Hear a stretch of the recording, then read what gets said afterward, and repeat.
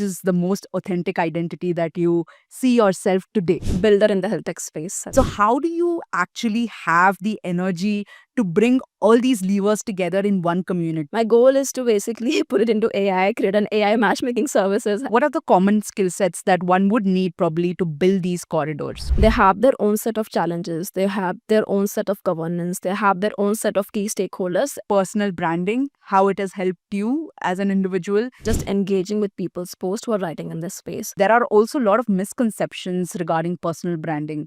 Actual writing, which presents your own point of view, your own thinking, really brings the right kind of people together. What's your big vision that you have? We want to become the catalyst engine to drive health tech innovation in India. How do you see founders actually balancing the use cases? Right now, the industry is a mix of a lot of point solutions in the market. What are those tidbits that you will give to the young folks out there?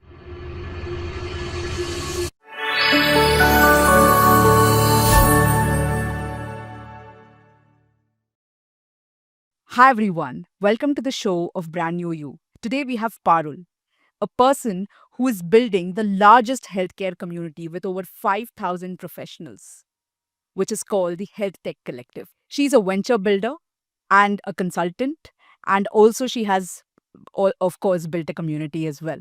Would love to hear more from her on the community building, the Healthtech Collective, of course, and also how she balances the multiple identities. Welcome to the show, Parul. Thank you so much, Shruti, and I'm so glad to be here. Yes, thanks, Parul, for accepting it. And it's really exciting to have you on the show. I think you're building a very niche yet important community, which is the Healthtech Collective. Love to see the impact of the community, which is over 5,000 professionals. That's a wonderful feat. Would love to know more about this journey of yours and what sparked you to build this community.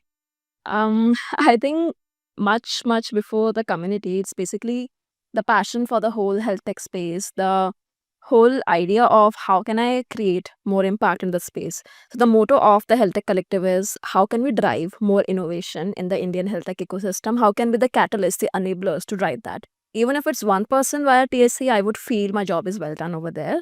But yes, where did that passion came from? I actually wanted to be a doctor.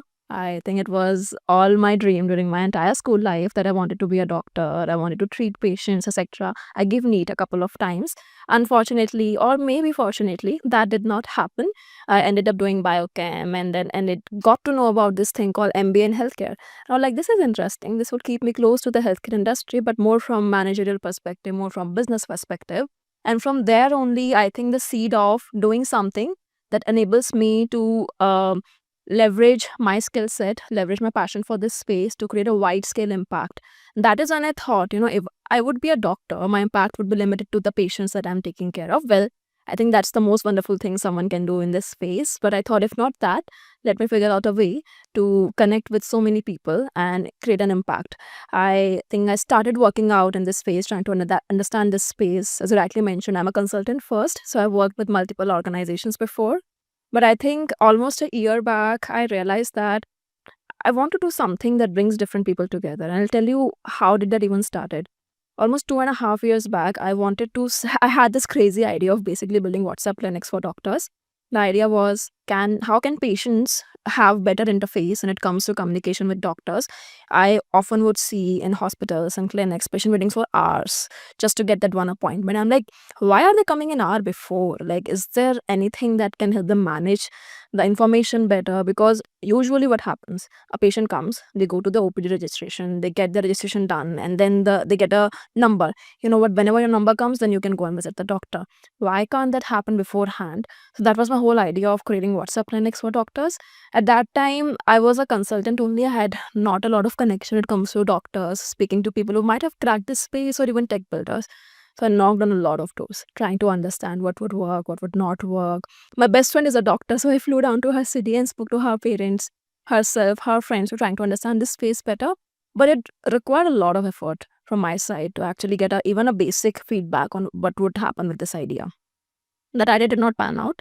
But from there, I felt that there was a need for a solid community where people from healthcare, people from business, and people from technology can come together, communicate, and basically help each other out when it comes to building healthcare or anything related to health tech.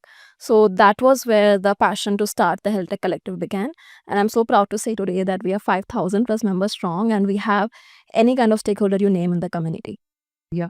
Love to hear the passion that you had, the seed that you had in order to look at the wonderful tree, as if I were to call it a tree, bloom, right, with 5,000 members strong. And from your story, which you just narrated so far, what I can see is since you were a consultant, you could identify the unmet need in the society that you wish to solve. You're also a venture builder because so you would love to see how ecosystems can thrive. And then you could, of course, catch your passion, which is a doctor in the medical field. So you got that passion in. So I think I see three different identities, but merging into one, which is you. So would love to ask Parul, which is the most authentic identity that you see yourself today? I think one identity that I would tell myself, and I keep reminding myself, is builder in the health tech space. I think that's the identity I would move forward with, because that's the identity that helps me keep the community going, keep my consultant hat and venture builder hat going on as well. That's one single passion, that's one single identity and goal in my life is what keeps me excited. And every day I wake up, I'm like, okay, what can we do differently? How many more people can we impact? How many more people can we basically connect and make sure that they're providing the right kind of support? As I mentioned right before, I had to knock on multiple doors before getting some piece of advice about my idea. Today, I'm very proud to say that at least the builders in my community, they don't have to go through that. They maybe one knock or two knock at max, but via TSC, they are able to connect with really good stakeholders within the community itself. That's really good to know that there are multiple fellows, operators, investors, also thought leaders in the community, because it's just one place of ecosystem that you can thrive in, and one can lean on each other. So wonderful to note that. But looking at the healthcare ecosystem, it's quite fragmented, as you know, even till date. Of course, we are in 2025, and 2030 might see a very huge leap. And you said that you looked at WhatsApp clinics for doctors and patients as a lever. And if you see the e-pharmacy or the e-online space today, it's growing by leaps and bounds. You have multiple such players, either end-to-end players, or you have players who are just solving maybe the fulfillment demand of it or the supply demand of it. So how do you actually have the energy to bring all these levers together in one community? Do you have any fragmentation there, or how do you ensure that that common thread is just wowed in? No, I think the energy comes from the fact that I also love talking to people. I love to hear different stories and love to understand different problem statements. So when I understand different problem statements, the consultant in me wakes up, okay, how can I solve it better? And then the community part provides me the access to the right kind of people that I can connect those two parties with. And as you rightly said, there are multiple stakeholders in when it comes to healthcare. There are your doctors who are your providers, and there's a whole enablement ecosystem which includes your hospitals, your pharma, your medtech, your diagnostic chain, and then, of course, the startup builders.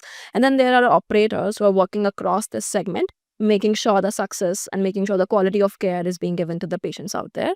And then there is investors who then put in the money to make sure everything is functional. So in TSC today, we have all the relevant kind of folks. The data that we have with us help us to segregate and understand what kind of people are there, from which companies, at which stage, how many years of experience do they have, what are they looking for in the community. That data helps us to segregate and understand and match people in the rightful manner. My goal is to basically put it into AI, create an AI matchmaking services as how we are updating apps today between people and founders. Between founders, investors, founders, collaborators, founders, advisors like that. But yes, want to make it much more easier and democratize the access to that matchmaking platform to multiple people out there. Right now, it's largely done by me and a very small team of volunteers that I have. But yes, want to make sure that how we can leverage tech over here as well and make it easier for folks. Love the idea of democratizing access, because I think ecosystem is one major lever in the Indian healthcare that we often miss. And if you're building a platform which actually enables and makes the transitions easier, makes building in healthcare easier, I think we have a long way to go over there. And I think this is just a starting point. Absolutely. I see TSC going leaps and bounds. Today, it is one of the largest networks in health tech space, but I wanted to quickly become one of the largest curated network in the health tech space and going beyond as well. I want to establish this network not just in India and abroad as well, something like a Bangalore SF Health Tech Corridor, India UK Health Tech Corridor, India Europe, India UAE Health Tech Corridor. That's my broad vision when it comes to THC. Yes. So when you're looking at these corridors, of course, there are a lot of skill sets that one needs to build. And you, of course, jumped in it with all your might. So, what are the common skill sets that one would need probably to build these corridors? What are those plus points that you see? I think more than the skill set, it's basically the relevant kind of experience someone needs, because healthcare as a concept is very unique with respect to each country. They have their own set of challenges, they have their own set of governance, they have their own set of key stakeholders, and each one of them operate very differently. So, when we are establishing that health tech corridors intra country, we are making sure we have the right kind of experienced folks at the top of the funnel who can then guide the startups who want to leverage both the country corridors respectively. The idea would be to set up small testing labs. For example, if someone from UK wants to launch in India, can we have some small testing labs in a pharma setup, medtech setup, hospital setup, where they can validate their idea first, see if it would even work out in an Indian setting from a pricing perspective, from an outcome perspective, from a clinical relevance perspective, and then providing them the wider path to launch over here. The same applies for Indian founders who want to launch in Europe, UK, etc. Just to give an example, last year we did this event called India Swiss Health Tech Fest. We basically had a whole panel of Swiss investors and Swiss doctors and enablers who were part of the panel, who provided their insight about the Swiss health tech ecosystem. Then we had handpicked 5 startups which we felt were at a little advanced stage and could possibly explore expansion into Swiss market, and had their pitches presented to those series of experts, and they got really amazing feedback from them. Some of them are actually working with those experts to see the possibility of launching in Switzerland. So those are the kind of skill set, experience, and then also passion in the space to expand beyond India that we are trying to collect together when we want to set up the Yeah. intra-country I think it's corridors. all about looking at these collaboration, Yes. collaborative synergies between maybe allied functions like an investor and a founder, or maybe in the FMCG space. So why can't we get learnings from the other spaces to healthcare, because we really are at a inflection point to boom, and creativity shouldn't have a bar over there when we are thinking through these points. So I think your multiple hats kind of a personality is also bringing multiple hats in healthcare also together through this community. Parul, you mentioned that you've done about, I think, 30 events so far with the Health Tech Collective. And what's the best event that you feel Oh, wow. that was a North Star for you? Absolutely. I think I started off in 2025. I was actually earlier building a community to help out people transition to non-clinical roles. So any doctors who want to basically understand, hey, how do I get into product space, consulting space, tech consulting space? How do I get there? That was the initial focus of the community. But because somewhere I wanted to work with founders and I wanted to scale the initiative to work on digital initiatives, I focused on building a community which was founder first. And the idea for 2025 was, let's just bring people together, understand their problem statements, understand what are the current barriers when they are facing when it comes to scaling up their initiatives, and see if bringing the right kind of people together really helps it out. And it actually did. What stands out for TSC and the initiatives that we do, and this is a feedback we have received from multiple community members, is the vibe we create. So I think it's a very warm setting. We don't do a large scale official conferences kind of a event. The idea is to make people extremely comfortable, invite them in short rooms, maximum 30 folks at best, and have them talk to each other. Because a short room, they are not too uptight when they're going to conferences, larger events, they are a little nervous. Okay, who to speak to? There are so many people. Who do we connect to? The smaller settings take down all of those barriers and inhibitions within it, which is what people love about TSC. We take them out on walks, we take them out on breakfast, lunches, dinners, and sometimes we do dedicated panel mixers as well.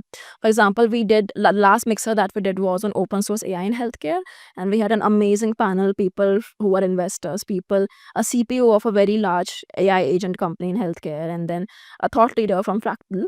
So that diverse set of panel helped give participants a very wider perspective on how to think about open source AI. And there were participants, some of them were really solid researchers working on AI eval models in healthcare. I think those conversations and synergies really brought together the best of that event. So, but you asked about the best one that I had. We actually did this AI moonshot mixers sometime, I think, in July. And the idea was, let's bring together 12 best builders in this space, enablers in this space, and have them talk about what they're building in a very TED like format. It was not a pitch event, it was just conversations. And we gave the platform to those people and have them talk about what is that they're solving for, what have they built, and how do they see future of healthcare evolving. That concept really landed well with people, and that was definitely one of the best events that we did this year. I think, Parul, I have been fortunate enough to attend one of the events and loved the fact about the moonshot mixers, because that's not only for the hard skills, but it's also for the soft skills that you design or curate the events for. So I think that's a wonderful take over there. In one of the events that I attended, I said that I had a success in my new role. I understood. So I was a marketeer in the beginning. For most of my time, about 5 years, and I'm also a healthcare enthusiast because I'm a biomedical engineer. Love healthcare for all of its mix. And when I attended your event, I thought, I had really a penchant for strategic partnerships, looking at that, talking to various people, understanding, unlocking models, etc. And that led me to my career pivot. So I think it was a aha moment for me to pivot into another role, for a partnerships role that I just bagged a month and a half back. So thanks to you, Parul, for bringing that ecosystem and making us realize, as healthcare enthusiasts, where we can go, like what's the moonshot that we can attend. But Parul, I've been also a fan of your LinkedIn posts a lot. You post regularly on regular basis. You're also enabling other people to post as well in this healthcare, health tech space as well, wherein you nudge people from the community as well to share their learnings. Would love to hear your take on personal branding, how it has helped you as an individual, and how it has helped you to pivot. Oh, absolutely. I think personal branding and writing on LinkedIn is what has built my entire career. I would be very honest about that. I came across LinkedIn somewhere during my MBA, and I was like, okay, this is a very cool thing. This is like Facebook for professionals. That was my first impression for LinkedIn. But yes, I think I actively start writing out or being active on LinkedIn around 2.5, 3 years back. And at that time, I was doing consulting in pharma. And I knew I wanted to move beyond pharma and explore something in the digital health side. So the first sort of engagement came on LinkedIn was just engaging with people's posts who are writing in this space.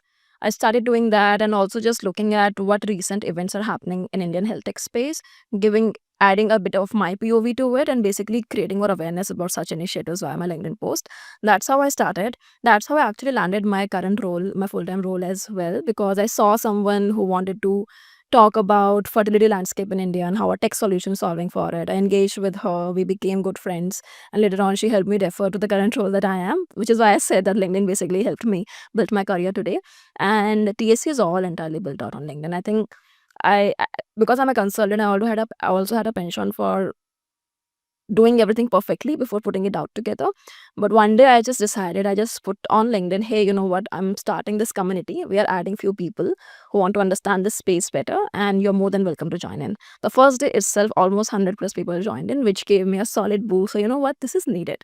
And let me then roll it up and then see how it goes. So, and after that, it's just been a snowball journey. Like, I've continued writing on LinkedIn about community building, about what's happening in this space, not just in India, but global perspective as well, bringing together some good success stories when it comes to startups, bringing together some of the problem statements that prevails in our country when it comes to healthcare, and basically just helping people understand how to navigate this space better. That's what has helped me build my LinkedIn brand, helped me build my personal brand as well, and definitely all the events that we do as well.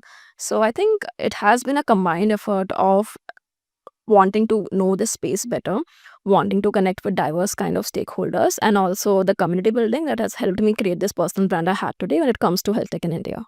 Yeah, love to hear about the fact that, it's the power of the people and the community that has helped THC to where it is today. And also how your personal levers were also inclined towards LinkedIn, and how LinkedIn could be a source of personal branding for you as an avenue, right?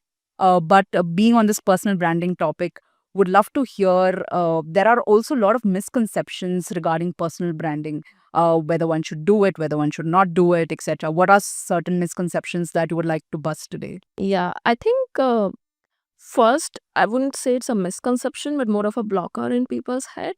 They're scared of, okay, oh, whether would I be able to post consistently? What should I write about? Will people take me seriously or not? Would people make fun of me? Specifically, when people are already working in a corporate environment, they're scared of what their superiors, what their peers, what their juniors might think of them when they're writing on LinkedIn. I think we really need to let go of all of that. It's something that you need to do for yourself, and write whatever inspires you. Write that brings your best of the thoughts out there. And I feel in today's world, when you are so surrounded by AI driven content, actual writing which presents your own point of view, your own thinking, really brings the right kind of people together. You need to be selective about and sure about which kind of audience do you want to engage with, and then start writing for them. Even before that, I would just say, just start writing about your day-to-day experiences. Start writing about your space, what have you learned in this space, because I feel there are a lot of people who also get guidance from that. You, as a professional, your DMs would be bombarded by people, junior folks, who wanting to understand the space better, who are wanting to get your experience better. How did you crack certain things? If instead of not being able to entertain everyone, if you can just write about your experiences, that's also a solid resource area for people to read to, reach out to, and then understand, okay, oh wow, like this is the person who did this in an XYZ manner. Maybe that's a playbook even I can adopt. I learned so much from LinkedIn today as well. Even the community building, the inspiration came from LinkedIn. So I feel that people should just start writing without thinking about what would people think, what should I write about. Start with first post at a time. We don't need to be super consistent with it as well. Think of at least one post a week and then scale it up to 2 to 3 posts a week. That's a really good number to maintain. Absolutely. I think talking about the misconceptions or blockers, when I started on my journey itself, I thought I had so many professional wins. Should I post it or not? How would the peers think? How would my superiors think? How would the environment think? Is she boasting a lot, or is just show and not work? So there are a lot of blockers that I had in my head as well. And as you rightly said, I also just started writing, and today it's about 14 to 15,000 followers. Yes, so I think it has also helped me as a person to actually get away from those roadblocks and actually do things. Of course, you will have multiple other voices in your head as well as your ecosystem who are saying a lot of things. But if you're true to your moat and you actually do what you say, then I don't think you have to be worried about Absolutely. anything. Absolutely. Completely bang on, Shruti. Yes. On that note, what is the discipline that you follow? Like, do you post about all your professional journey and wins and personal wins? What's that balance that you keep? I think I try to keep it to health tech space and also community building largely. My goal is to make people understand, one, what is it that we are building, why we are building it today, and how can they leverage it in the best fashion. Second is to educate them about what is all that is happening in the health tech space, and is there a way that they can also engage with those initiatives. I think that's the perspective I try to bring in. For example, if I'm talking about, I recently talked about building AI agents for healthcare. There was one of the community members who actually got a partnership with one of the hospital chains. So I wanted to highlight their wins. And the intent of the post was to push more and more startups building an agentic AI space and giving them a morale push that, what, partnerships are happening. There are hospitals who are engaging with tech companies who are creating AI agents for them. So there's definitely a lot more opportunity that you can possibly foresee. So that's the intent. Basically, awareness about the community, awareness about the space, how can they leverage both of the things together. And yes, like basically keeping the people morales up, what good things are happening, and there's so Yeah. much opportunity in this space that you can leverage. Yeah, but I also love the fact that you also use a lot of content formats. Sometimes I see a long post, sometimes I see a short video, sometimes I see a blog. So, is there any method you follow, or is just something that comes from within? Yes, so I think for news articles, for thought pieces, I try to keep it short and generally source out whatever I'm writing about over there, because I don't want people to just re-repeat what is already there in the article. I just try to add my POV to that. So those are the kind of things that I try to keep short. What a new thing that I'm bringing out from community is, because there are so many awesome experts who are working in the health tech space, I want to bring their thought leadership to community platform as well. Those I try to bring longer, because I think people would love to engage on what XYZ person is building in this space, how are they engaging with it better, their thoughts on that. And if there are synergies, then someone from community can also reach out to them for potential partnership advice, synergies, anything that they can. I think it's good to also empower other folks who are building in this space in order to give them a voice also. If we have our own voice, also to give them a little bit of a nudge or a push. and it's those synergistic outcomes that we build. But Parul, have you ever in your career at this point have tried to rebrand yourself? And if that was a moment, then how did you? I think the rebranding happened largely when, as I said earlier, I was initially focusing on career development for clinical folks, and then I transitioned entirely or rebranded entirely myself as someone who's focused on venture building, focused on creating an ecosystem for the founders. Uh, I will be very honest, I was not very happy with how the career building thing was going. I had no idea on how to envision it on a larger scale platform. That is when I realized, you know what, in my full time job as well, we are working with founders, we're working with tech solutions. How about I bring that understanding from in an Indian context as well? That is when the whole rebranding happened, and I have been enjoying it ever since. And I think that is what has also kept me motivated, kept me going, and I've loved engaging with founders so far. So that is one of the pivotal moments that came to rebranding on how I want my personal brand to be perceived as well. I often say that to my friends that I want to be known as the health tech gal in India. No, I think certainly there are some times where we have to rebrand ourselves. And I personally also have one wherein I went from a perception of being very studious to somebody who loves and, who's passionate about healthcare to now who is speaking to founders and, builders like you in order to bring your voice into the community and, do as much help as I can as well. And, what the community give to me, I give back to the community. So that's the motto. But looking at this motto and vision, and I'm sure you have a big vision for yourself as well as the Health Tech Collective, looking at all of these multiple hats that you wear together. So what's your big vision that you have? Yes, absolutely. I would love to talk about that. I mentioned earlier that how I had basically thought of just bringing people together in 2025, understand their problem statements and see how we can help them better. That exercise was pretty fruitful. We, I think, ended up doing 30 plus events, heard from so many founders. And now the vision is basically to structure the community in a manner that it helps caters to a lot of primary stakeholders, founders being the primary stakeholder that we want to cater to. So you will soon see many announcements coming out where we are basically launching fellowship program for founders, a very curated community for founders, doing a residency program for them. We want to do something for early stage idea builders who are building from -1 to 0 stage. We want to do something for clinicians and investors as well. So we are slowly and steadily pivoting from just doing events to doing more structured programmatic engagements with the right kind of stakeholders and providing more dedicated support to them. But yes, the broader goal, the broader vision behind doing all of this is creating the 360-degree platform when it comes to health tech. Whatever you need, you come to us and we'll be more than happy to help you out. We want to become the catalyst engine to drive health tech innovation in India. Love that vision being the catalyst and pave the way forward for the multiple startups.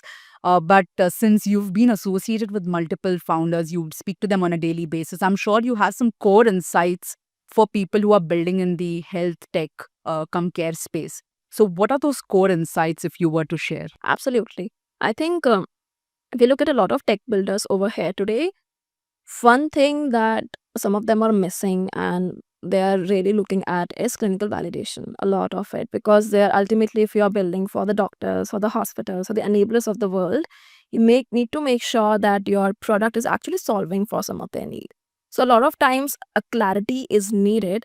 Who is it you're truly solving for? Is this problem big enough for a particular doctor or not? Do they even really need that? So I think that's one area where I feel that founders have not really mapped out the kind of workflows doctors have, the kind of problem statements they're facing in that workflow, which problem they're okay dealing with, which problem they love for a tech solution to come and deal with. So that gap somewhere exists, and the whole idea of running fellowship program, etc., is basically to fill that gap in with a lot of clinical insights as well. Basically finding the why. Finding the why, like why is it what is it that you're solving for, who is it you're solving for, and why. So, to give an example, I spoke to a founder who was initially trying to build a predictive engine to detect sepsis in ICU setting.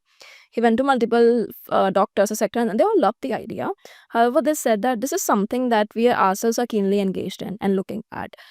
Even if there's not an AI tool, we do it really well. So we don't know if we really need that solution. We'll be willing to pay for that solution or not.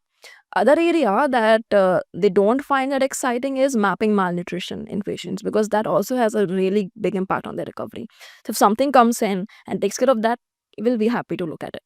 So I think finding out the why and really understanding from a doctor's perspective what is it that will really help them in their day-to-day clinical workload is going to be substantial when it comes to understanding and mapping out the whys in healthcare.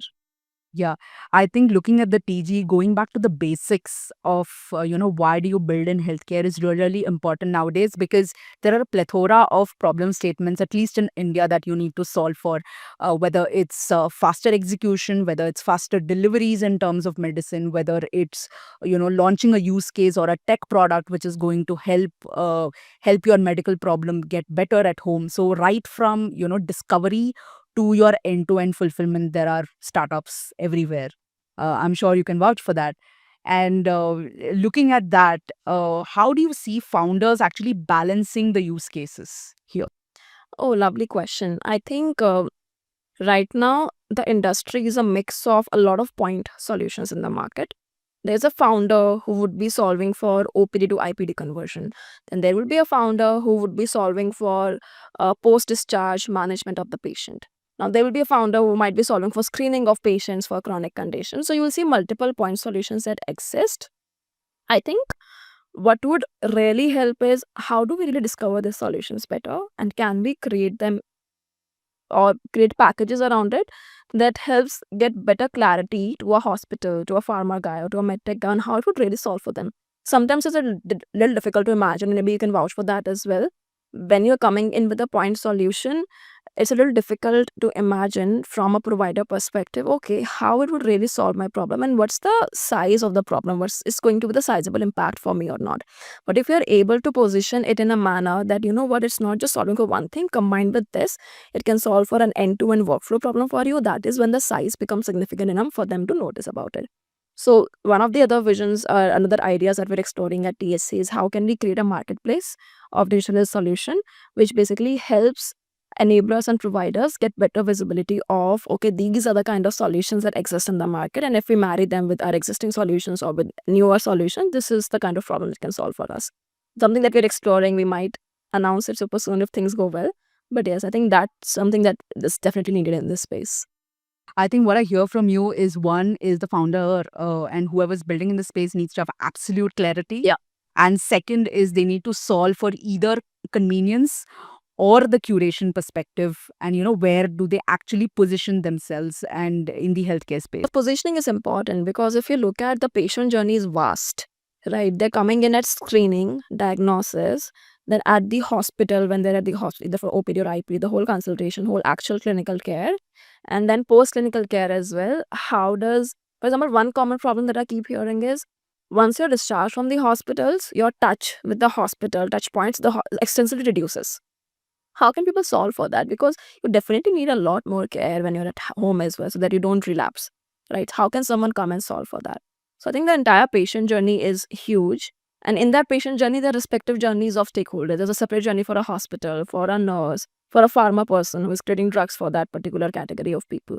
So I think there are multiple journeys to solve for in healthcare. The clarity of which journey you're solving for, why, and is it sizable or not just from financial perspective, but from a clinical outcome perspective is also very important. And also, I think the disease journeys are also very different. Either are you solving for a chronic disease journey, or are you solving for a more acute problem? So disease journeys are very different. And I think and as we spoke about it a bit earlier, it's all about the stencil mapping of either first the disease, and then you solve for the ecosystem, and then you solve for a particular problem. And, whether it's end to end, whether it's fulfillment, whether it's demand and supply, whatever it is that you figure it out.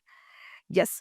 But lovely speaking to you, Parul, on this topic. I'm still curious to understand, how do you balance these multiple hats? I think I have no idea how I balance this out, honestly. But there are days when I think nothing gets done, and then there are days when work of weeks get done as well. So I think I try to work as per my energy. Like the days when I have a lot of energy, I'll do a lot of work, and then days there are not. I try to tell myself it's okay to take a break, relax, recharge, repower, and then next day pick up the slack. One, I think that has, like, being conscious about my energy levels, being conscious about where I'm getting inspiration from really helps me balance things out without taking a lot of blunt of it. I'm still learning on how to navigate it without thinking about, oh, this, I did not do this today, I did not do that today, without feeling bad about it, basically. Second is absolutely time management. Everything goes on my calendar, and I try to stick with it as much as I can. So that's another thing that has helped me pick it out. And third thing is, I think, using a lot of AI tools. I think with AI coming in, every person's efficiency should be doubled by now. If not, then you're not really leveraging the AI. Basically enables you to do it better. Exactly. Do it better, do it a lot faster. So I think that's when. So speed, time management, doing it in an efficient manner, and having a keen eye for details that helps you basically fix smaller issues here and there. That's what has helped me out. And lastly, I would say I don't think much. I just do it. I'm like, you know what? It might not be perfect, but let me just do it and roll it out. It's better than not doing anything, not taking any initiative. Yes. So we have a lot of young listeners, Parul, in this podcast. Also, people who are just entering the workforce, maybe 20-year-olds or more so than that.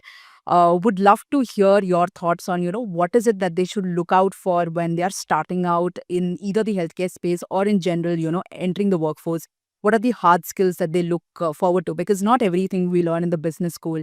I myself, in the new role today, I'm learning things that I've never done before, like, deals, understanding partnership models, understanding the models in the space, business value modeling, etc. And also soft skills, right? How to do stakeholder management, how do you do multiple things together, just like you. So what are those tidbits that you will give to the young folks out there? Oh, absolutely. I think I would tell them it's okay to not have clarity, first of all. There's a lot of opportunities that exist in today's world, specifically with AI coming in, specifically with so many new initiatives and new solutions that people are creating. So there's no dearth of opportunities. It's about how you basically approach them. I've always worn multiple hats ever since the beginning of my career. I've always tried to do something differently, trying out my hands with multiple things and basically getting an understanding of where do I want to be. At one point, I was writing articles for crypto companies. I would not, when I look back, I'm like, okay, what I was doing there. But the whole idea was basically to explore every bit that you can along with your job. If you have time, try to have a side project, try to have a passion project. It really keeps you going, really keeps you engaged. Maybe that project turns into something big. I started THC like that only. It's still a passion project for me and it's growing really tremendously well.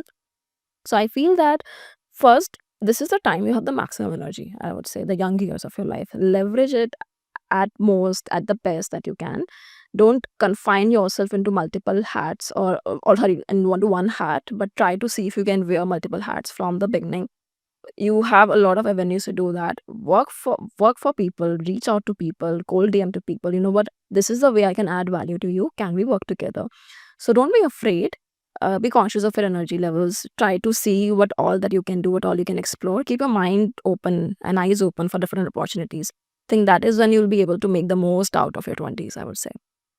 Thanks, Parul. I think wonderful insights in this podcast for the young listeners out there, not only in the niche segment of healthcare, but also how LinkedIn was your personal branding enablement, and also how you have worn multiple hats and how you also inspire young people, the different tools that you mentioned, the fact that you don't need to have clarity, the fact that you need to have an ecosystem, you need to have a passion project at the end of the day in order to keep you going. So, love those insights. And thanks for coming into this show of Brand New You. Would love to hear, and I will keep it definitely in touch with you for the health tech community, because that is something that I myself want to get enrolled into. So, would love to be a part of it and help you all along the way. Absolutely, Shruti. Thank you so much. It was lovely speaking to you. I'm glad that even our synergy, it grew from you attending one of our events to now we speaking over here. So thanks a lot for keeping me in mind and for bringing some of the best stories to your audience out there. Yes.